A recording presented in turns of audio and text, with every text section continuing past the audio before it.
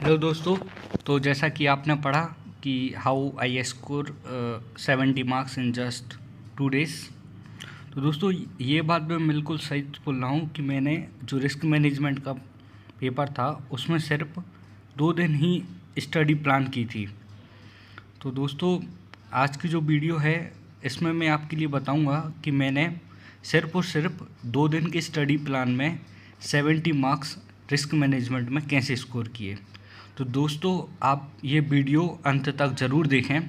तो सबसे पहले दोस्तों मैं आपके लिए बताना चाहूँगा कि मैं इस वीडियो में रिस्क मैनेजमेंट में बताऊँगा कि इस वीडियो में आपके लिए क्या क्या कवर करूँगा। तो दोस्तों सबसे पहले मैं आपके लिए बताऊँगा कि रिस्क मैनेजमेंट चैप्टर आखिरकार क्या है, इसमें क्या क्या इंक्लूड है, क्या ये प्रैक्टिकल है, थ्योरी है, मतलब बहुत सारे जो क्वेश्चन रहते हैं स्टूडेंट के उनके बारे में मैं एड्रेस करूँगा।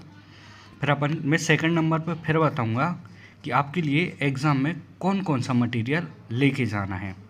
फिर थर्ड नंबर पर बताऊंगा कि प्रिपरेशन स्ट्रेटजी आपके लिए इसको कैसे तैयार करना है। और फोर्थ नंबर पे एग्ज़ाम स्ट्रेटजी, मतलब कि आपको इस पेपर को एग्ज़ाम में कैसे टैकल करना है। तो चलिए दोस्तों वन बाय वन अपन इन चारों पॉइंट को देखते हैं और आप वीडियो को ज़रूर देखें पूरा। तो सबसे पहले आता है कि रिस्क मैनेजमेंट आखिरकार ये चैप्टर है क्या। बहुत से लोगों का ये डाउट रहता है कि ये जो रिस्क मैनेजमेंट है ये प्रैक्टिकल टॉपिक है, इसमें कहीं मैथमेटिक्स लगती है, कहीं प्रोबेबिलिटी है, एसएफएम, बहुत कठिन कठिन टॉपिक लगते हैं। तो दोस्तों ये एक जनरल डाउट रहता है स्टूडेंट के मन में, और ये रिस्क मैनेजमेंट ये बहुत भारी शब्द सा लगता है। तो दोस्तों मैं आपके लिए ये बताना चाहूँगा कि आप इस सब्जेक्ट से बिल्कुल भी ना डरें। ये बहुत ही इजी सब्जेक्ट है और ये प्रैक्टिकल सब्जेक्ट नहीं है दोस्तों। इसमें जो क्वेश्चन आते हैं बेसिकली सीधे सीधे थ्योरी क्वेश्चन आते हैं। तो दोस्तों आप इस सब्जेक्ट से डरें नहीं, और मैं सच कह रहा हूँ इसका पेपर भी बहुत छोटा आता है, मतलब और सीधे सीधे क्वेश्चन पूछे जाते हैं और इंडेक्स में इसका सीधा आंसर आपके लिए मिल जाएगा। ठीक है दोस्तों। अब फिर इसका जो सेकंड पॉइंट आता है कि इसमें बेसिकली मॉड्यूल में जो आईसीआई का मॉड्यूल है उसमें यही बताया गया है कि ये रिस्क क्या होती है, रिस्क कौन कौन से टाइप की होती है, उसकी कुछ टेक्निक होती हैं कि रिस्क को और अपन मैनेज कैसे करें। रिस्क मतलब वही जो अपन शुरुआत से पढ़ते जा रहे हैं। ठीक है दोस्तों। फिर अब अगला क्वेश्चन आता है दोस्तों का कि इसमें क्लास ज़रूरी है लेनी कि नहीं है। तो दोस्तों मैं सीरियसली बताऊं, क्लास लेनी तो इसमें कोई भी ज़रूरत नहीं है मेरे हिसाब से। मैंने भी बिल्कुल क्लास नहीं ली थी, सिर्फ और सिर्फ 2 दिन में ही पढ़ाई की थी। पर अगर आपके पास अगर टाइम है बहुत ज़्यादा, आपको लग रहा है लेनी चाहिए, तो आप संजय सराफ सर की क्लास ले सकते हैं। ये उनके कुछ लेक्चर हैं, पर मैंने ये क्लास नहीं ली थी। और आप बगैर क्लास के भी एग्जाम्सन स्कोर कर सकते हैं। ठीक है, अगर आपको टाइम परमिट कर रहा है तो आप भले ही ले सकते हो। ठीक है दोस्तों। अब उसके बाद जो लोगों का एक डाउट रहता है कि हमें कौन कौन सा मटेरियल इस पेपर के लिए ले जाना चाहिए एग्ज़ाम में। तो दोस्तों सबसे पहले जो इम्पोर्टेंट है आपके लिए आईसीआई का स्टडी मटेरियल लेके जाना है। स्टडी मटेरियल मुश्किल से जो रिस्क मैनेजमेंट का है वो 200 से 250 पेज का है, बहुत ही पतला स्टडी मटेरियल है और आपको एक अलग ही कॉन्फिडेंस मिल जाएगा। फिर आपके लिए जो दूसरे नंबर पर एक इंडेक्स है। इंडेक्स आपके लिए मैं टेलीग्राम चैनल का एक लिंक दे दूंगा, वो चैनल मेरा नहीं है, पर वो जो इंडेक्स है AIR कुशाल लोधा का है। रियलिटी में वो भाई ने इतना अच्छा इंडेक्स बनाया है, पूरा अल्फ़ाबेटिकली इंडेक्स है। तो आप देखोगे तो आपके लिए पूरा इंडेक्स में जितने भी मॉड्यूल के कीवर्ड्स हैं पूरे अल्फ़ाबेटिकली आपको लाइन से ही मिल जाएंगे। तो आपको ईजिली कोई सा भी क्वेश्चन आप उससे ढूंढ सकते हो। फिर उसके बाद तीसरे नंबर पे आपके लिए क्या करना है, जितने भी अभी एग्ज़ाम में रिस्क मैनेजमेंट का पेपर हुआ है और उसके जितने भी RTP हैं तो उनका आपको प्रिंट निकाल लेना है विद सॉल्यूशन, और उसका आपको एक कंपाइलर बना लेना है। ठीक है दोस्तों, मतलब जितने भी पास्ट एग्ज़ाम मतलब 5-6 अटैम्प्ट हो चुके हैं इसके रिस्क मैनेजमेंट के, और MTP जितने भी हैं आप उस चैनल से डाउनलोड कर लेना। मैं टेलीग्राम चैनल की जो लिंक है मैं डिस्क्रिप्शन में दे दूँगा। फिर दोस्तों एक और टॉपिक इसमें आता है आईपीसीसी का कैपिटल बस्टिंग। इससे भी दोस्तों क्वेश्चन आता है 5-6 नंबर का। मैंने जिस अटेम्प्ट में दिया था अभी जनवरी 21 सर्कल 2 में दोस्तों, उसमें भी कैपिटल बस्टिंग का क्वेश्चन था। तो आप ज़रूर इसका भी प्रिंट निकलवा लें। और भाई ये जो कुशाल लोधा का जो इंडेक्स है उसने पूरा इसको भी अरेंज करके दिया है, तो आपको कोई दिक्कत नहीं जाएगी कैपिटल बस्टिंग ढूंढने में भी। और दोस्तों आप फॉर इमरजेंसी पर्पस के लिए मतलब ये एसएफएम का मॉड्यूल ये भी ले जाइए, पर ये उतना काम नहीं आएगा, पर आप लेके ज़रूर जाइए। एसएफएम के दोनों मॉड्यूल लेके जाना और एक फार्मूला सीट रख लेना। फार्मूला सीट भी आपको मिल जाएगी। फार्मूला सीट में मतलब जितने भी जैसे एसएफएम के फार्मूला वगैरह हैं, जैसे कहीं asset turnover ratio, P ratio, बहुत सारे फार्मूला हैं। मतलब इनका एक सीट ले आना, ये हो सकता काम आ जाएं मतलब, पर इनके चांसेस बहुत कम है, क्योंकि इसका जो पेपर रहता है दोस्तों, मैं आपके लिए सही बता रहा हूँ, बिल्कुल थ्योरी सब्जेक्ट है बिल्कुल। वो कुछ सीधे सीधे क्वेश्चन पूछे जाते हैं इसमें। जैसे लाइक का क्वेश्चन आएगा, what is the risk management technique that is been useful for the company. तो डायरेक्ट आपको कुछ नहीं करना, सिर्फ चार्ट में जाना है, इंडेक्स में देखना है रिस्क मैनेजमेंट टेक्निक, और डायरेक्ट आपको जितनी भी दी हैं आपको सारी लिख दी हैं। मैंने भी दोस्तों ऐसा ही किया था। चलिए दोस्तों आपके लिए अब बताता हूँ इसको पढ़ना कैसे है। How to study risk management.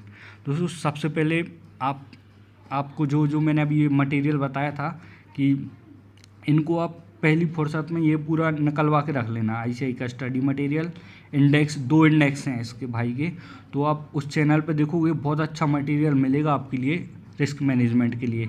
ITP, MTP, capital budgeting और एसएफएम का मॉड्यूल, ये आप एक जगह इसका आप एक सेट बना लेना। तो दोस्तों आपके पास अब फिर मैं बताऊंगा कि आपको पढ़ना कैसे है रिस्क मैनेजमेंट।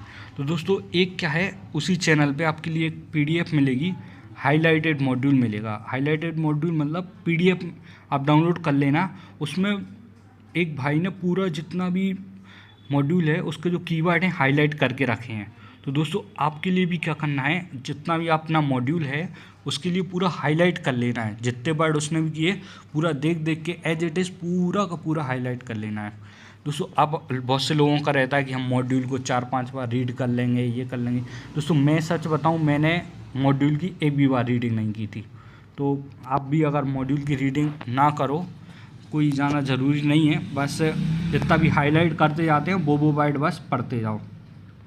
फिर आप एक काम और करना, ये जो इंडेक्स है, इंडेक्स के जैसे वर्ड रहते हैं, इंडेक्स के वर्ड को आप मॉड्यूल में हाईलाइट कर लेना। जैसे कुछ वर्ड मैंने देखा है उस हाईलाइटेड मॉड्यूल में कवर नहीं है, तो अब एक बार क्या करना है, जैसे इंडेक्स में कोई सा भी वर्ड है, मान लो फॉर एग्जांपल ले लो, उसमें रिस्क मैनेजमेंट की टेक्निक है 2.7 पेज पर है, नहीं पर मैं एग्जांपल दे रहा हूँ। अगर ऐसा लिखा है मतलब इंडेक्स में, तो आप भी 2.7 पे देखना कि रिस्क मैनेजमेंट टेक्निक कहाँ लिखी हैं और उसको हाईलाइट कर लेना दोस्तों। ठीक है दोस्तों, एक ये बहुत आपको हेल्पफुल रहेगी एग्ज़ाम में। और दोस्तों मैं आप सभी से कहूँगा कि वो जो मैंने बोला था ना कंपाइलर बनाइए पास्ट एग्ज़ाम और एमटीपी का, तो दोस्तों आप इसको पूरा सॉल्व कर लीजिए। मैंने बस यही किया था, ये मतलब मेरा की टू सक्सेस, मतलब solve all past paper exam और एमटीपी। तो दोस्तों आपको क्या करना है कि जितने भी उनको आपको सॉल्व ऐसा नहीं करना कि पूरा लिख के आप सॉल्व करो, ऐसा बिल्कुल भी नहीं करना। मैं आपको बस एक एडवाइस दूंगा, जैसे आप कोई केस स्टडी पढ़ने का भी नहीं बोलूँगा, क्योंकि रिस्क मैनेजमेंट में जाना आपको केस स्टडी पढ़ने की ज़रूरत नहीं पड़ेगी। मैंने भी एग्ज़ाम में जाना केस स्टडी पढ़ने पे अपना टाइम ख़राब नहीं किया था। मैंने सीधे क्वेश्चन पढ़े थे, क्योंकि उसमें जो आता है पेपर में सीधे डायरेक्ट क्वेश्चन पूछे जाते हैं कि what are the risk management technique, what type of risk is faced by the company। मतलब सीधा आपको डायरेक्ट क्वेश्चन पूछे जाएंगे, जैसा कि है ना। तो आप ऐसे ही क्या करना, जितने भी पास्ट एग्ज़ाम के हैं 5 पेपर उठाना आप, 4-5 पेपर, तो उनमें से बस क्वेश्चन पढ़ना, direct question without reading case study, सीधा क्वेश्चन पढ़ना और आप मतलब देखना उसको फाइंड करने का, मतलब बुक से देखना कि ये आंसर आपको मिल रहा है नहीं मिल रहा है ना। तो और आपको मिल रहा है फिर आप सजेस्टेड आंसर से मैच कीजिए। तो दोस्तों ऐसा कर करके आप पूरा पेपर सॉल्व कर लीजिए, एमटीपी सॉल्व कर लीजिए, है ना। और इतना आप कर लेंगे तो दोस्तों आपके लिए बहुत सारी अंडरस्टैंडिंग आ जाएगी रिस्क मैनेजमेंट में। और दोस्तों अगर आपके लिए कहीं टाइम परमिट करता है ना दोस्तों, तो आप ज़रूर एक पेपर अगर सॉल्व कर लीजिए, क्योंकि उधर अपन के लिए पता चलता है। क्योंकि जब पहली बार देते हैं दोस्तों, मैंने भी आपको बताऊं, मैंने पहले बार इकोनॉमिक लॉ का एग्ज़ाम दिया था। तो इकोनॉमिक लॉ में मुझे बहुत सारी गलतियां पता चल गई थी कि जो अपन ओपन बुक एग्ज़ाम में देते हैं वो मुझे पता चल गई थी कि हाँ यार, ओपन बुक में अपन को ये भी करना चाहिए, ये भी करना चाहिए। तो इकोनॉमिक लॉ में उस टाइम मेरी कोई एग्जाम्शन भी नहीं आ पाई थी, ओनली 34 मार्क्स आए थे। तो दोस्तों मैं भी एक एवरेज स्टूडेंट हूँ। आपको अगर ऐसा लगता है कि ये कोई एक्स्ट्रा ऑर्डिनरी है कि 2 दिन में एग्जाम्शन ले आया, मैं भी आपकी तरह बिल्कुल एवरेज स्टूडेंट ही हूँ। तो दोस्तों आप अगर आपके पास टाइम रहे तो एक पेपर सॉल्व ज़रूर कर लेना, कोई सा भी, है ना दोस्तों। तो ये आपके लिए बहुत ज़्यादा हेल्पफुल रहेगा। फिर उसके बाद आपके लिए मैं एग्ज़ाम स्ट्रेटजी बताता हूँ। दोस्तों एग्ज़ाम स्ट्रेटजी, अगर आपने कभी भी ऑप्शनल का पेपर दिया हो तो दोस्तों सभी स्टूडेंट के साथ एक ही दिक्कत होती है कि वो होती है टाइम मैनेजमेंट। तो दोस्तों मेरा एक ही कॉन्सेप्ट है, अगर एग्ज़ाम में आपके लिए अच्छा स्कोर करना है तो दोस्तों आप टारगेट कीजिए, आपके पास 4 घंटे का टाइम है, आप हर 1 घंटे में एक क्वेश्चन अटेंड कीजिए। तो मतलब आपने देखा घड़ी में, जैसे इस बार 3 बजे से पेपर स्टार्ट हैं आई थिंक, तो 3 बजे से 7 बजे तक रहेगा। तो देखना 4 बजे पहला क्वेश्चन, 5 पे दूसरा, 6 पे तीसरा और 7 पे चौथा। मतलब ऐसा अगर आप जाएंगे तो रियलिटी में आप बहुत ईजिली 4 घंटे में आप पूरा क्वेश्चन कर लेंगे। दोस्तों आप बिल्कुल टाइम ज़्यादा ख़राब नहीं करना। तो क्योंकि जब मैंने पहली बार दिया था इसका पेपर तो दोस्तों क्या हुआ था, मैं आधा 1 घंटे तो मुझे यही समझ में नहीं आ रहा था कि कहाँ से शुरू करूँ, कैसे शुरू करूँ। तो दोस्तों मैं आपके लिए ये भी बता देता हूँ कि आपके लिए क्वेश्चन को जल्दी से जल्दी पिकअप कैसे करना है।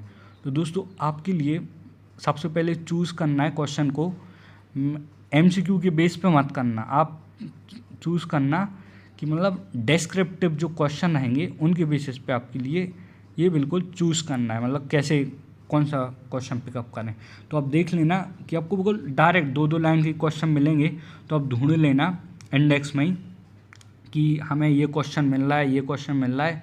तो जो आपके लिए क्वेश्चन मिल रहा है तो आप बिल्कुल देरी नहीं कीजिए और लिखना शुरू कीजिए दोस्तों। और आप लिखिए बहुत ज़्यादा से ज़्यादा कंटेंट लिखिए, पर टाइम मैनेज करके। जैसे उन्होंने कहा रिस्क मैनेजमेंट टेक्निक पूछिए क्वेश्चन में, तो आप देख लीजिए जहाँ पे भी रिस्क मैनेजमेंट टेक्निक पूछा है क्वेश्चन में, तो दोस्तों आप हर जगह पूरा लिख दीजिए, है ना। और अच्छे खूब बढ़िया मटेरियल लिखिए। और मैं सबसे पहले सलाह तो यही दूंगा कि आप सबसे पहले यही डिस्क्रिप्टिव करें, फिर उसके बाद MCQ करें। तो आप बहुत ज़्यादा फिर बाद में क्या अपन को प्रेशर भी नहीं बढ़ता, क्योंकि क्या होता है अपन MCQ करने बैठ जाते तो अपना कुछ भी होता नहीं, अपन को लगता ही नहीं कि अपन ने कुछ किया है। अगर इसमें आप पहले अगर मान लो ऐसा भी कर सकते हो ऑल्टरनेट, मैंने ऐसा किया था। मैंने क्या किया था कि जो 2 से 5 बजे तक मैंने पूरे डिस्क्रिप्टिव जो 4 क्वेश्चन थे पूरे लिख लिए थे, बिल्कुल पूरे लिख लिए थे। फिर जो 5 से 6 का टाइम था उसमें सिर्फ मैंने MCQ किए थे। तो दोस्तों ये भी आप अगर ऑल्टरनेट अप्लाई करना चाहें तो ये भी कर सकते हैं कि मतलब शुरू के 3 घंटे में पूरे के पूरे बिल्कुल हो जाना चाहिए। टाइम मैनेज आप ऐसा कर लेना तो 3 घंटे के अंदर अंदर आप पूरा बिल्कुल कर लेना, है ना, उसके डिस्क्रिप्टिव पार्ट। और लास्ट के 1 घंटे में आप उसमें MCQ पढ़ाई करना, ठीक है। फिर है ना दोस्तों, ये मैंने आपके लिए पार्ट बताए। और मैं ये भी बोलूँगा कि जो केस स्टडी रहती है उनके लिए पढ़ने की ज़रूरत नहीं रहती है रिस्क मैनेजमेंट में मोस्टली। अगर आपको लग रहा है कि क्वेश्चन में कोई केस स्टडी के बारे में नहीं पूछा, क्योंकि केस स्टडी पढ़ने में करीबन अपना 8 से 10 मिनट चला जाता है। तो मैंने मुश्किल से है 5 में से 1 आधी केस स्टडी पढ़ी हो। तो दोस्तों आप केस स्टडी पढ़ने में भी अपना ज़्यादा टाइम ख़राब ना करें, ठीक है दोस्तों। तो दोस्तों ये जो मैंने आपके लिए बताया ये था रिस्क मैनेजमेंट में आपके लिए कैसे पढ़ना है।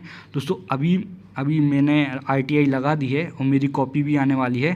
तो दोस्तों आपको अगर मेरी सर्टिफाइड कॉपी की एनालिसिस भी करके दिखाऊंगा, जिसमें मेरे 70 मार्क्स आए थे, वो 10-15 दिन में आने वाली है ना दोस्तों। तो दोस्तों आप मेरे चैनल को प्लीज़ सब्सक्राइब करना और लाइक करना, और दोस्तों कमेंट भी ज़रूर करना कि आपको वीडियो कैसी लगी, और बताना कि आपको और क्या क्या दिक्कत आ रही है, तो मैं आपके लिए ज़रूर बताऊंगा। और लास्ट में थैंक यू दोस्तों, आपने मेरे लिए इतनी देर सुना और and showing me trust on me. Thank you दोस्तों, है ना दोस्तों। पर एक बार और आप अगर कुछ चाहो तो मैं एक बार और जल्दी पर मैं बता देता हूँ आपके लिए फिर से भी कि मतलब सबसे पहले तो मेरे अभी 70 मार्क्स आए थे दोस्तों। मतलब बिल्कुल 2 दिन पढ़ाई करके ही 70 मार्क्स आ गए थे दोस्तों। तो मैंने आपके लिए फिर ये बताए हैं कि मैंने मतलब बताया कि रिस्क मैनेजमेंट कोई ज़्यादा टफ़ एग्ज़ाम नहीं है, बहुत ही ईजी है, थ्योरेटिकल टॉपिक है।